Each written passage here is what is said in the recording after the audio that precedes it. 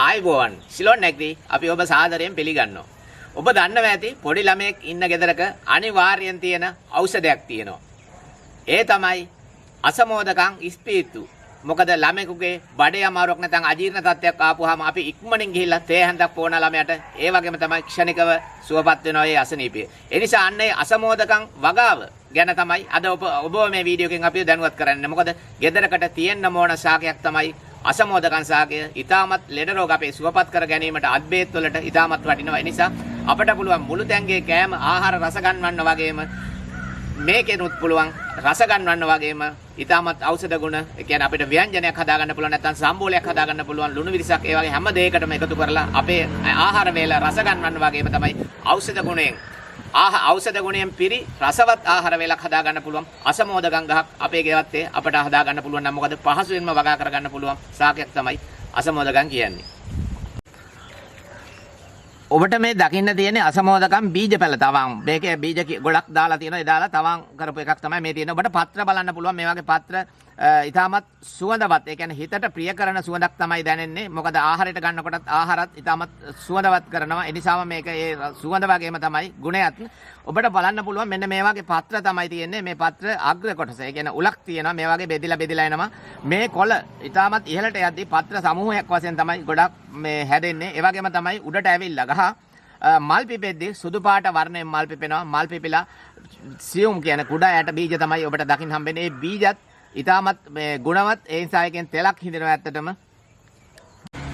ඒ වගේම අසමෝදකම් ශාකය කියන්නේ බහුවාර්ෂික ශාකයක්. මොකද වසර පුරාම මල් සහ පළදාව හට ගන්න පුළුවන් ඕනම කාලයක වගා කර ගන්න පුළුවන් හැකියාවක් තියෙනවා. ලංකාවේ විශේෂයෙන්ම වියලි කලාපයේ තියෙනවා වල් අසමෝදකම් කියලා. ඒ කියන්නේ ඒක වනාන්තර ප්‍රදේශවල මේ වගේම ගුණාත්මක අතින් ඉහළ තව වෙනම විශේෂයක් තියෙනවා. ඒක ඖෂධ සඳහා භාවිතා කරන ගොඩක්ම ආහාරය සඳහා මෙන්න මේ විශේෂය තමයි ගොඩක්ම භාවිතා කරන්නේ. වෙළඳ පොලෙන් මිල දීලා ගන්න පුළුවන්. පොලකට ගියත් අද අසමෝදකම් මිටියක් ගන්න පුළුවන්. මොකද සම්බෝලයකට ඊටමත් ඕන. ඒ වගේම තමයි සලාදයක් හදා ගන්නත් පුළුවන්. මේ ඊටමත් ඖෂධ වටිනාකමක් තියෙන අසමෝදකම් ස්පීඩ්. අපි බලමු මේ අසමෝදකම් කොහොමද අපි ගෙවත්තක අපේ වගා කරගන්නේ. මොකද මේක ලංකාවේ වියලි කලාපයේ වගේම අතරමැදි කලාප සහ තෙත් කලාපවලත් සූර්යාලෝකයේ වැටෙන ප්‍රදේශවල හොඳින් වගා කරගැනීමේ හැකියාවක් තියෙනවා. විශේෂයෙන්ම බඳුනක වගා කරගන්න පුළුවන්. මේ අපි මේ බෑග් වල වවලා තියෙන ඔබට දකින්න පුළුවන්. මේ බෑග් එකෙත් මල් ලැබෙලා තියෙනවා. මොකද මේ මල් කිනිති මේවත් ගන්න පුළුවන්. ඒ නිසා අපි බලමු මේක කොහොමද බීජ පැල කරගෙන අපේ ගෙවත්තේ අපි අසමෝදකම් පැලයක් වගා කරගන්නේ කියලා. ඔබට මතක ඇති අපි දවසක් වීඩියෝ එකක් කරා ගෙවත්තකගේ අසල පොඩි ඉඩක අපි පොඩි ගාඩන් එකක් කරාම එළවලු නැත්තම් පළතුරු ඒ වගේ පොඩි දේවල් ගෙදරට අත්‍යවශ්‍ය කරන ශාක එකතු කරලා අපි ගෙවත්තක් හැදුවා පොඩි ඉඩකඩක මේ කොහොමද කරගන්නේ කියලා. එන්නේ ගෙවත්තේත් අපි එදා ඔබට මතක ඇති ඔබ බැලුවා නම් වීඩියෝ එක අසමෝදකම් ගහක් හිටෙව්වා. මෙන්න මේ අසමෝදකම් ගහේ මල් ඇවිල්ලා තියෙනවා. ඒ වගේම තමයි කරල් වේලිලා තියෙනවා. මේ තියෙන අපේ ගෙවත්තේ තියෙන මෙතන ගොඩක් තියෙනවා. නීරමුල්ලිය තියෙනවා. ඒ වගේ ගොඩක් මෙතන ඖෂධ පැල සහ ගෙදරට අවශ්‍ය කරන ගොටුකොළ ඒ වගේම ලුණු විල වගේ වවලා තියෙනවා. අන්න එතන තමයි මේ අසමෝදකම් ගහ වවලා තියෙන්නේ. බලන්න දැන් හොඳින් මල් පිරලා තියෙනවා. ඒ වගේම තමයි ඔබට පුළුවන් මෙන්න මේ වගේ බීජ. මේ තියෙන්නේ වේලිලා දැන් මල. මේ වගේ බ්‍රවුන් පාටට ඇවිල්ලා තියෙන්නේ. දැන් මල වේලිලා මේ වගේ තමයි බීජ තියෙන්නේ. මේ බීජ තමයි තවන් දා ගන්න ඕනේ. මේකේ දැන් අපි මලක් මෙහෙම කඩලා ඔබට පුළුවන් මේකේ බීජ ගොඩක් තියෙනවා. ඔබට බීජ හොයාගන්න බැරි නම් ඔබට පුළුවන් වෙළඳ පොලේ තියෙනවා එළවලු බීජ විකුණන කඩවල තියෙනවා. විශේෂයෙන් පෝර කඩවල තියෙනවා. මෙන්න මේ වගේ බීජ දාපු ඇට පැකට්. ඒ ඇට පැකට් එකක් අරගෙන ඔබට පුළුවන් තවන් දාලා පැල කරගන්න. මේ තියෙන්නේ අසමෝදකම් බීජ බලන්න. සාමාන්‍ය අබ ඇටයකට කිට්ටුයි. ඒ වගේ බීජ තමයි මේ දකින්න තියෙන්නේ. මේවා තමයි බීජ. මේක පොඩි කරලා උද්ද කරලා ගත්තාම ඊටමත් මේ තියෙන බීජ. මෙන්න මේ බීජ ඔබට පුළුවන් වැලි තවානක. ඒ කියන්නේ පැකට් එකකට වැලි පුරවලා ඒ වැලි තවානට දාලා ඊට පස්සේ උඩින් තව වැලි සුවල්පයක් දාලා ඒක වහලා තියන්න. වහලා තිබ්බාම සතියක් යනකොට මෙන්න මේ බීජ පැලවෙනවා අසමෝදකම් බීජ. එතකොට ඔබට පුළුවන් අසමෝදකම් ඒ පැල තවාණෙන් ගලවලා එක ලොකු පෝච්චි වල දාන්න පුළුවන්. නැත්නම් ලොකු බෑග් වල පුළුවන්. නැත්නම් මේ මතේ ගෙවත්තේ ඉර තියෙනක මේ වගේ සූර්යාලෝකයේ වැටෙන තැනක හිටවන්න පුළුවන්. මොකද ඊටමත් වටිනවා. ඔබට පුළුවන් පහසුවෙන් වගා කරගන්න. ලෙඩ රෝග ගොඩක් අඩුයි අසමෝදකම් වලට. ඒ නිසා ඔබට පුළුවන් අසමෝදකම් හොඳින් වගා කරගන්න. මේ දකින්න තියෙන්නේ මාසයක් පමණ කල් ගිහිල්ලා මේ බීජ අපි තවන් දාලා දැන් මේ බීජ පැල තමයි මේ දකින්න තියෙන්නේ. මේකේ පැල 15ක් 20ක් විතර ප්‍රමාණයක් තියෙනවා. අර වගේ බීජ 15ක් 20ක් දාලා මේ වැලි බෑග් එක තනි කර අපි හිටවලා තියෙන අපිට බලන්න පුළුවන්. මෙන්න මේ වගේ පැලවෙලා එනවා. මේ වගේ පැලවෙලා උඩට ආවට පස්සේ අපිට පුළුවන් පැල දෙක එක බඳුනක හිටවන්න. නැත්නම් ගෙවත්තේ ඔබේ උද්‍යානයේ එක කියන්නේ පැල දෙක හිටවන්න. හිටවලා මේකට හැබැයි රසායනික පොහොර දාන්න එපා. කිසිම මේක කාබනික නැත්නම් ගොම ඒ වගේම තමයි කොම්පෝස්ට් පාවිච්චි කරන්න පුළුවන්. එළු පොහොර කුකුල් පොහොර වගේ සුළු වශයෙන් අරගෙන ඊටමත් හොඳ වගාවක් විශේෂයෙන් කරගන්න පුළුවන්. කාබනික වගාවක් වශයෙන් ඒ කාබනික වගාවක් වශයෙන් විශේෂයෙන් මේක කරන්න ඕන. මේකේ තියෙන ඖෂධ ගුණ විනාශ කරගන්න එපා. ඒ නිසා අපිට පුළුවන් මේක ගෙවත් ඒ වගා කරගන්න.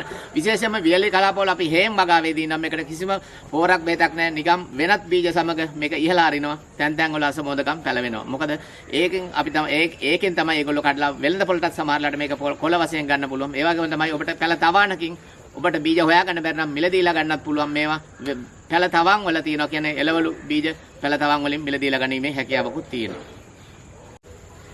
විශේෂයෙන්ම ඔබ දන්නවද මේ අසමෝදකම් වල තියෙන ගුණ? ඒ කියන්නේ ඖෂධ තියෙන වටිනාකම. මේක ඇත්තටම ඇවිස්සී ගිය සෙම සහ වාතය කියන්නේ වාතය සමනය කරන්න ඉතාමත් හොඳයි අසමෝදකම්. ඒ වගේම තමයි කොළ සහ මේක කසායවල වලට යොදා ගන්නවා. ඒ වගේම තමයි වේදනාව වගේම හෘදය උත්තේජනය කරන්නත්, ඒ වගේම තමයි ස්නායු පද්ධතිය ශක්තිමත් කරන්නත් ඉතාමත් මේ ප්‍රයෝජනවත් මේ ඖෂධයේ වටිනාකමක් තියෙන අසමෝදකම්. ඒ වගේම තමයි කැස්සට ඉතාමත් ගුණදායකයි. ඊට වඩා පොඩි ළමයින්ගේ ආමාශගත රෝග සහ අජීර්ණ රෝග වලට පාචනය වගේ දේවල් වලටත් අසමෝදකම් ස්පීතු භාවිතා කරනවා. ඒ කියන්නේ අර බෝතලේ අසමෝදකම් ස්පීතු කියන එක හැන්දක් දීමෙන් ඒ කියන්නේ ඒ රෝගී තත්වයෙන්ුත් මිදෙන්න අවස්ථාවක් තියෙනවා. විශේෂයෙන්ම ආහාර වලට එකතු කරලා දීමෙන් ඒ රෝග ඇතිවීමේ කියන්නේ හැකියාව අඩු කර ගැනීමේ හැකියාවකුත් තියෙනවා. ඒ වගේම ඇස් වල ඇතිවන රෝග තත්ත්වයන්, ඊට පස්සේ වමනය, ඉක්කා වැටීම, මුත්‍රා රෝග සඳහා, ඒ කියන්නේ මුත්‍රාස පද්ධතියේම රෝග සඳහා ඉතාමත් ගුණදායකයි. ඒ වගේම තමයි කෘමි රෝග, අතිසාරය, ඒ වගේම බඩවැලේ රෝග සඳහා, ඒ වගේම වෙනත් ඖෂධ සමග මේ අසමෝදකම් යොදා ගන්නවා. ඒ යොදා ගැනීමෙන් ඔබට පුළුවන් ඒක ඉතාමත් ඒ රෝගී තත්ත්වයන් සුව කර ගැනීමේ හැකියාවක් තියෙනවා. මොකද වෙනත් ඖෂධ වර්ග සමග තමයි මේක යොදන්නේ. ඒ වගේම තමයි ඉදිමුම සහ වේදනාවලට අත්බේතක් ලෙස මේක භාවිතා කරනවා. ගෙවල් වල අසමෝදකම් නැත්නම් මේ බීජ භාවිතා කරනවා. නැත්නම් කොළත් ඒ වගේම තමයි භාවිතා කර ගැනීමේ හැකියාවක් තියෙනවා. අපේ නිවසේ ගහක් තියෙනවා නම් ඒ කියන්නේ ඉතාමත් හොඳයි අසමෝදකම් වලින් එතරම් ගුණදායක ගහක් තමයි අසමෝදකම් ගහ. අපි බලමු එහෙනම් අසමෝදකම් පැලයක් කොහොමද අපි බඳුනක හිටව ගන්න කියලා. ඒ සඳහා පස්මාදයේ වශයෙන් අපි යොදා ගන්න ඕන මතු පිටපස් කොටස් එකක් සහ වැලි කොටස් භාගයකුත්, ඒ වගේම තමයි කාබනික පොහොර නැත්නම් කොම්පෝස්ට් කොටස් එකකුත්. කරදහය තියෙනවා නම් ඔබට කරදහය එකතු කරගන්න පුළුවන්. නැත්නම් කලබල වෙන්න එපා. මොකද අසමෝදකම් සාකයට එච්චරම අවශ්‍ය නැහැ. මොකද මුල් වලින් එන රෝග අඩුයි, වර්ෂාව නැත්නම්. හැබැයි වතුර තමයි අවම වශයෙන් පාවිච්චි කරන්න ඕනේ. ජලය බඳුනක හිටවද්දී වැඩිපුර දාගන්න එපා. මොකද දැම්මොත් තමයි කොළ කුණු වෙන්න නැත්නම් මුල් කුණු වෙන්න බලන්නේ. ඒ නිසා මෙන්න මේ වගේ තවාණකින් අපි පැලයක් කොහොමද බඳුනක හිටව ගන්න කියලා බලමු. අපි දැන් පැලේ මේ වගේ කරනකොට මාසයක් විතර ගියාට පස්සේ ඔබට පුළුවන් මේක ප්‍රවේශයෙන් ගලවලා ගන්න ඕන පැල දෙක. මෙහෙම පොඩ්ඩක් බුරුල් කරලා මෙන්න මෙහෙම පැලයක් ගන්න පුළුවන්. මේ තියෙන මුල් මේ මුල් සහිත පැලේ ගන්න ඕන. අපි මේ වගේ බඳුනක, ඒ කියන්නේ විස්කම්බේ අඟල් 9ක් තියෙනවා මේකේ. 9ක පැල දෙකක් හිටව ගන්න පුළුවන් මේ වගේ අසමෝදකම් පැල. මේ තියෙන්නේ තව පැලයක් අපි ගත්තා. අරගෙන අපට පුළුවන් මෙන්න මේ පැල හිටවන්න ඉස්සලා මේක දැන් අපි පස්මාදී හොඳින් කලවම් කරලා පුරවලා තියෙන්නේ. මතු පිටපස්, ඒ කියන්නේ වැලි, ඊට පස්සේ කොම්පෝස්ට් නැත්නම් ගොම, ඒ වගේ කරදහයිය තියෙනවා නම් පමණයි. ඊට පස්සේ මෙන්න මේ වාගේ අඟල් මේකේ ඉඳලා අඟල් දෙකකට විතර මැදුත් අඟල් දෙකෙන් පරතරේ තියෙන මේ වගේ සිදුරු දෙකක් හදා ගන්න ඕනේ. මේ වගේ සිදුරු දෙක හදලා අපිට පුළුවන් මෙන්න ප්‍රවේශයෙන් මේක මූල පද්ධතිය යන්න ඇතුළට දාලා මේක තද කර ගන්න ඕනේ. මෙන්න මෙහෙම.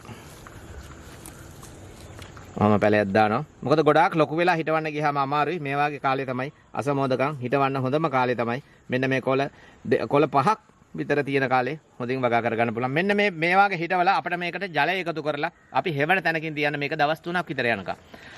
දවස් 3කට පස්සේ අපිට පුළුවන් උදේ හිරු වැටිය වැටගෙන අපේ ගෙදර වරුවක්වත් රේලිය වැටලා තියෙන තැනක තමයි අසමෝදකම් සාකයට ඉතාමත් හොඳ මේක බඳුනක තියන්න පුළුවන්. ඊට පස්සේ මාසයක් ගියාට පස්සේ ඔබට වේලිච්ච ගොම හරි කොම්පෝස්ට් හරි නැවත මේකට එකතු කරන්න පොඩ යෝගට් කෝප භාගයක් විතර දාලා මොතන මුල්ලු කරන්න. මුල්ලු කරපුවාම මේ ගහ ලස්සනට ඉතාමත් වැවෙනවා. මොකද අලංකාර මල් ගහක් වගේ තමයි වැවෙන්නේ. ඒ නිසා අපේ ගෙවත් අලංකරණය කරගන්නත් ලේසි. මොකද හරි පහසුයි. මේකේ මල් පිපුණාමත් ඉතාමත් ලස්ස හරි දැකුම් කලුයි. ඒ වගේම තමයි අපේ ගෙදරට අපේ මුණු තැන්කට අවශ්‍ය කරන අසමෝදකම්, ඒ කියන්නේ මේ ඖෂධ වටිනාකමක් ඉහළම තියෙන සාකේ අපට ලබා ගැනීමේ හැකියාවක් තියෙනවා.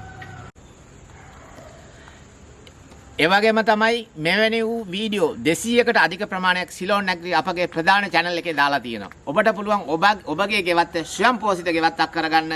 ඔබට පුළුවන් ඒ වීඩියෝ නරඹන්න. ඉතාමත් අධික ප්‍රමාණයක් තියෙනවා. ඉතාමත් වටිනා ඖෂධ පැල, ඒ වගේම තමයි මල් පැල, පළතුරු පැල, නොයෙක් විදිහේ කියන අපේ ගෙදරට අවශ්‍ය කරන හැම සාකයක් ගැනම වගේ අපි මේ වෙනකොට නිකුත් කරලා තියෙනවා අපේ channel එකට. ඔබට පුළුවන් ඒ බලලා ඒ දැනුම අපගේ දැනුමයි ඔබගේ දැනුමයි එකතු කරලා ඔබගේ ගෙවත්ත ස්වයං පෝෂිත ගෙවත්තක් කරගන්න.